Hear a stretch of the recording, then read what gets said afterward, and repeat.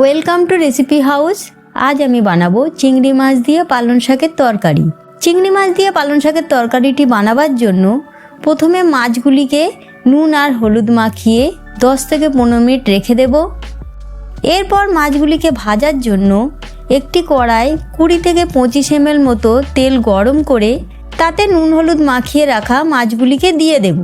মাছগুলিকে medium ফ্লেমে নেড়ে 1 থেকে 2 মিনিট ভেজে নিতে হবে। পালং শাক রান্না করবার জন্য চিংড়ি মাছগুলিকে খুব বেশি ভাজার প্রয়োজন নেই। চিংড়ি মাছগুলি ভাজা হয়ে এসেছে, এবার এগুলিকে তুলে নেব। এরপর কড়ার গরম তেলে দিয়ে দেব 1/2 চামচ 5 ফোড়ন আর 2টি শুকনো লঙ্কা। ফোড়নগুলিকে তেলে নেড়ে ভেজে নিতে হবে। এবার এতে দিয়ে দেব একটি মাঝারি সাইজ কুচিয়ে রাখা পেঁয়াজ। পেঁয়াজটিকে তেলে নেড়ে হালকা লাল করে ভেজে নেব।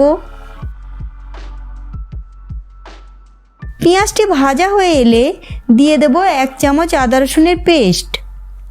আদা রসুনের পেস্টটিকেও নেড়ে 1 মিনিট মতন ভেজে নেব।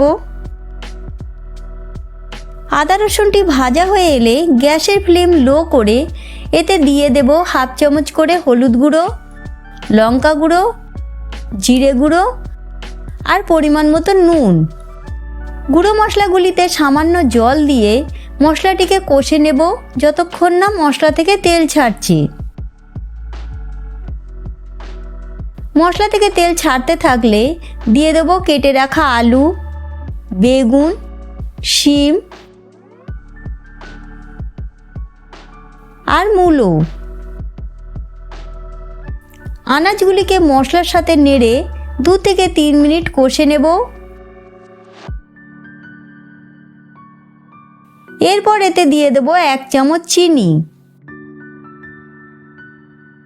চিনিটিকে নেড়ে নিয়ে ভেজে রাখা চিংড়ি মাছগুলিকে দিয়ে দেব। মাছগুলিকেও সব কিছুর সাথে নেড়ে নিতে হবে।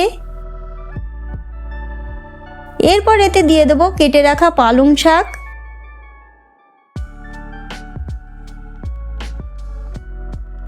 শাকটিকে আস্তে আস্তে নেড়ে সব কিছুর সাথে মিশিয়ে নেব।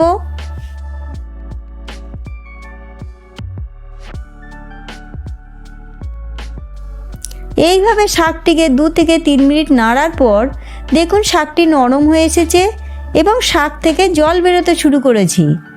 এবার এটিকে ঢাকা দিয়ে লো ফ্লেমে 5 থেকে 7 মিনিট ফুটিয়ে সিদ্ধ করে নেব। 5 থেকে 7 মিনিট পর ঢাকা খুলে শাকটিকে আরও 3 থেকে 4 মিনিট নেড়ে নিতে হবে। চিংড়ি মাছ দিয়ে পালং শাকের তরকারিটি তৈরি হয়ে গিয়েছে। এবার এটি পরিবেশনের জন্য একদম রেডি। যদি আমার তৈরি রেসিপিটি আপনাদের ভালো লেগে থাকে তাহলে ভিডিওটিকে লাইক এবং শেয়ার করবেন। এই রকম সুস্বাদু রেসিপি পাওয়ার জন্য আমাদের চ্যানেল রেসিপি হাউসকে সাবস্ক্রাইব করতে ভুলবেন না।